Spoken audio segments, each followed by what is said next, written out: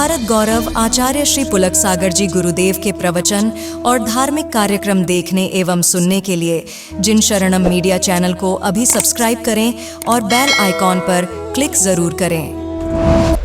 ओम नमः सिद्धेभ्यः यदर्चाभावेन प्रमुदितमना दर्दुरिह क्षणादासीत् स्वर्गी गुणगण समृद्ध सुखनिधि लवन्ते सद्भक्ता शिव सुख समाजम किमु तदा महावीर स्वामी नयन पथगामी भवतु मे महावीर स्वामी नयन पथगामी भवतु मे महावीर स्वामी नयन पथगामी भवतु मे। प्रथम तीर्थंकर शिवदेव भगवान की, भगवान महावीर स्वामी की, परम पूज्य गुरुदेव आचार्य श्री पुष्पदंत सागर जी मुनि महाराज की, अहिंसा परमो धर्म की।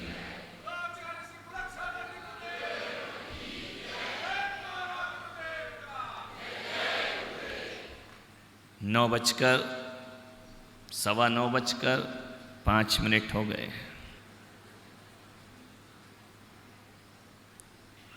कल कुछ महिलाएं मेरे पास आईं और उन्होंने कहा कि महाराज 15 दिन हो गए हमको सुनते सुनते कि बहू ऐसी होना चाहिए, सास ऐसी होना चाहिए, ननंद ऐसी होना चाहिए, बेटी ऐसी होना चाहिए। हम तो सुधरने को तैयार हैं, थोड़ा इनको भी तो सुधारो। इन पे प्रवचन कब होगा? मैं इनका होगा बोले तो समापन है, कुछ इन पे बोलो। इन लोगों ने भी हमारा जीना हराम कर रखा है। हमेशा पत्नी ही बदनाम होती है। मैं इनका जरूर बोलूंगा। मान्यवर, युवा पीढ़ी पर भी कुछ बोलो, पुरुषों पर भी कुछ बोलो। मुझे लगा कि कह तो सही रही है कि अकेली महिला की ही परिवार में गलती नहीं होती है। नहीं तो लोग सीधा कहते हैं कि घर को तोड़ने और बांटने वाली कोई है तो महिला होती है। नहीं, सौतेले भाइयों को भी जोड़ने वाली कोई होती है तो कोई कुंती हुआ करती है। ध्यान रखना, जो नकुल सहदेव और युधिष्ठिर अर्जुन भीम को एक बना करके रखा करती है।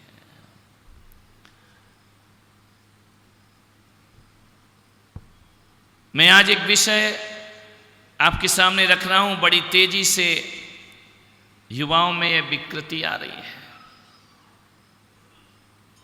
चिंता का विषय है।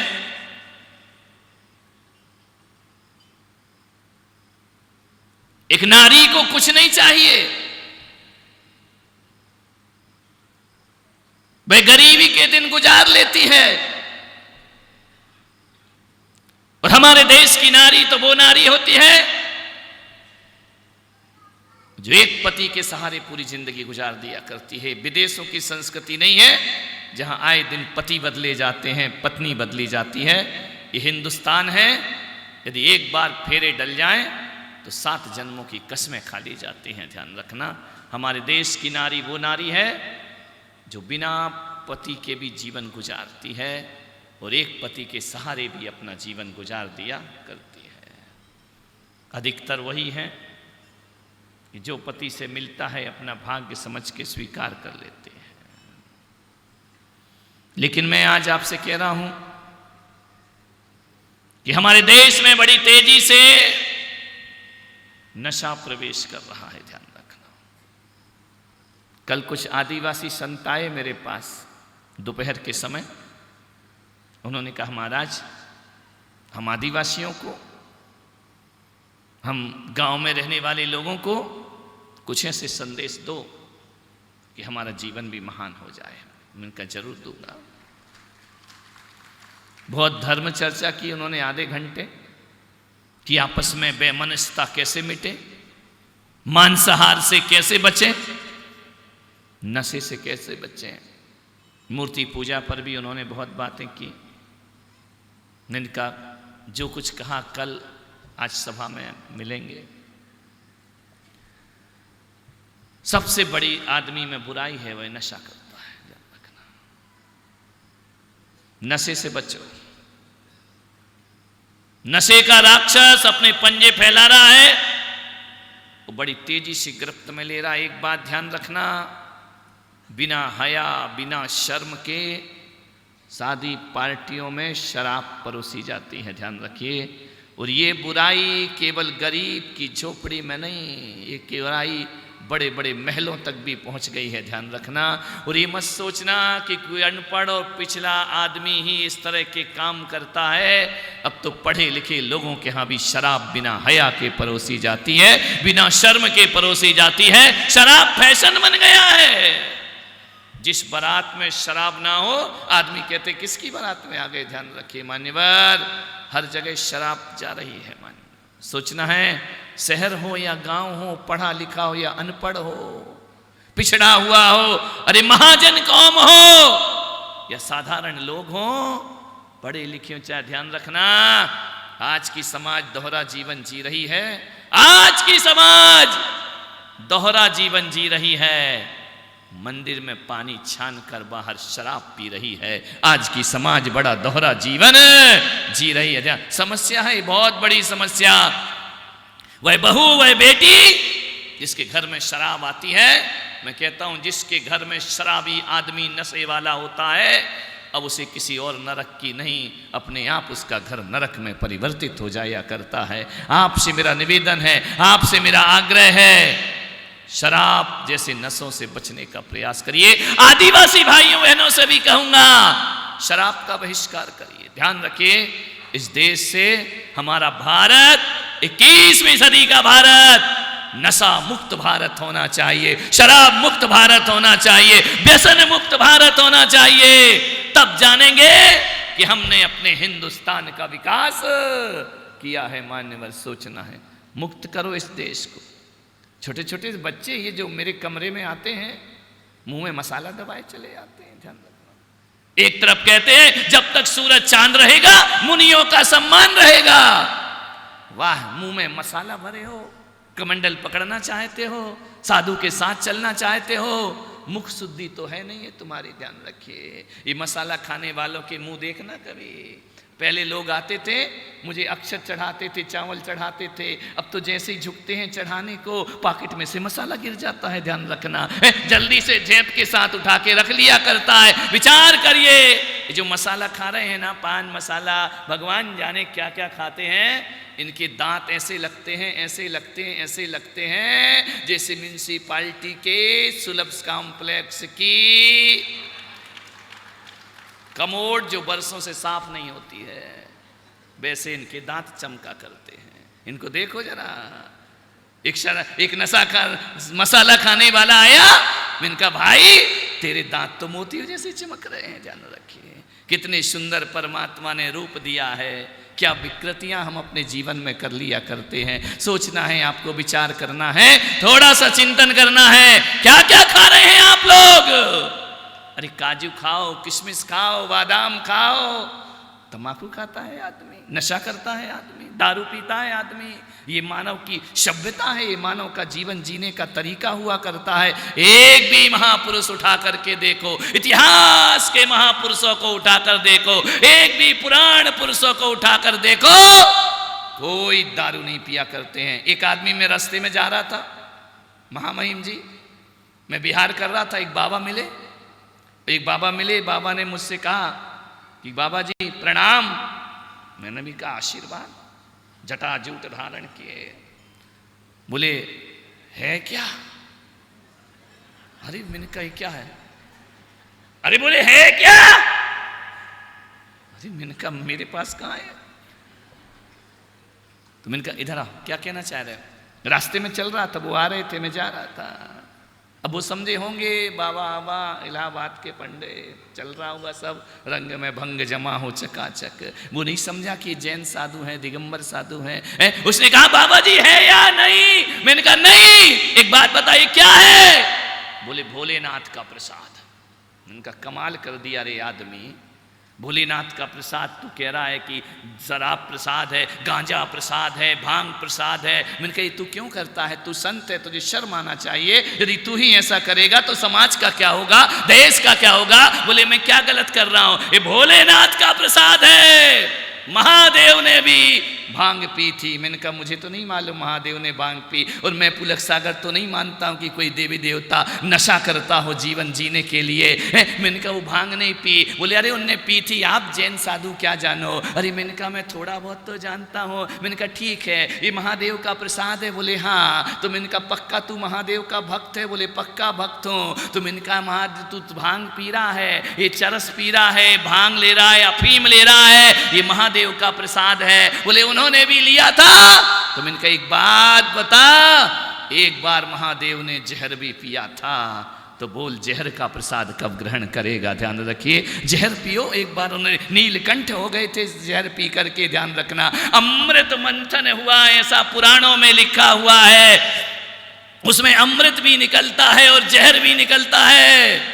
मालूम है जब अमृत निकला तो सारे देवों ने हाथ बढ़ा दिए अपने अपने प्याले कि लाओ हम अमृत पिएंगे। लेकिन जब जहर निकलता है तो एक भी देवी देवता आगे नहीं आते हैं, केवल महादेव आते हैं जो जहर का विषपान किया करते हैं। ध्यान रखिए, मैं आपसे निवेदन करता हूँ, अरे जो अमृत पीता है वो देव कहलाते हैं, और जो जहर पीता है वो महादेव कहलाया करते हैं। अब महादेव का भक्त है तो जहर पी थोड़ा सा, मानना प्रसाद उसको कि तू कट्टर भक्त है यदि महादेव का, तो एक घूंट जहर भी पी लिया कर। मान्यवर अपनी इच्छाओं की पूर्ति के लिए, अपनी आकांक्षाओं की पूर्ति के लिए भगवान पर लांछन लगा देते हैं कि देवी बलि मांगती है। कौन देवी? माने जगत जननी जगदम्बा जिसे तुम कहते हो।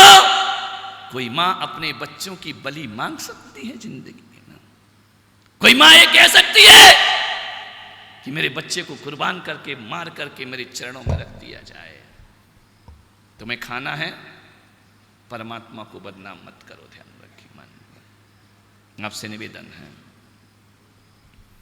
नशा मौत है,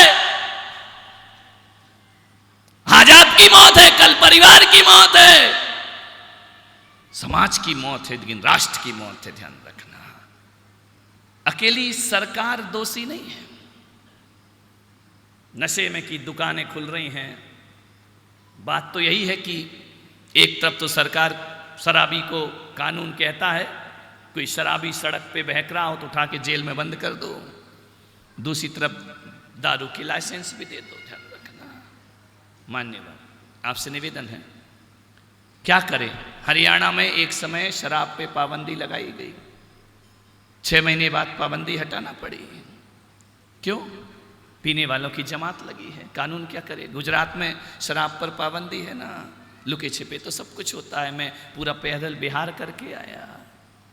हरियाणा में शराब पर पाबंदी लगाई गई, महिलाओं ने आंदोलन छेड़ दिया, शराब की दुकानें नहीं होंगी। ध्यान रखिए, शराब की दुकानें तोड़ी जाएंगी, सड़कों पर महिलाएं आ गई। हरियाणा ने शराब पर पाबंदी लगा दी, 6 महीने बाद पाबंदी हटाना पड़ी, क्योंकि जो शराब 100 रुपए की बिकती थी वो 500 रुपए में ब्लैक में बिकना चालू हो गई। लोग पीछे के दरवाजे से शराब खरीदने लगे। लोग से ध्यान रखना, सरकार क्या करे, पीने वालों की भी जमात लगी हुई है। ध्यान रखना, एक बार यही हुआ हरियाणा में जब पाबंदी लगी ना, तो बोले यार शराब पे पाबंदी लग गई, अब करें क्या, दिन टाइम पास ही नहीं होता है। तो दूसरे शराबी ने कहा अब क्या करोगे, राम राम बोलो और कुछ मत करो, अब तो शराब मिलने वाली है नहीं। मालूम है वो शराबी क्या बोलता है कि यार बहुत कोशिश करता हूं राम राम बोलूं, लेकिन जब भी राम बोलो मुंह से रम ही रम निकलता है, राम तो निकलता ही नहीं। पूरी जिंदगी तो नशे में बीत गई है, पूरी जिंदगी तो शराब में बीत गई है। मान्यवर इस पर थोड़ा सा शिकंजा कसना पड़ेगा। मान्यवर अभी उत्तर प्रदेश में मैंने देखा योगी जी कई बुलडोजर मंत्री चढ़ा दो, जो भी अतिक्रमण हो रहा है। मैं निवेदन करना चाहता हूँ कि घरों को तोड़ देना, मैं ये नहीं कह रहा हूँ कि अतिक्रमण करो, इसका मैं समर्थक नहीं हूँ, लेकिन जिस तरह से मकान तोड़े जाते हैं, यदि मंत्री लोग उस तरह से शराब की दुकानें तोड़ना प्रारंभ कर दें, देश को महान बनने में ज़्यादा समय नहीं लगेगा। मैं खाने सबसे पहले बंद होना चाहिए। कांच की बोतलों में भरा हुआ ये पानी,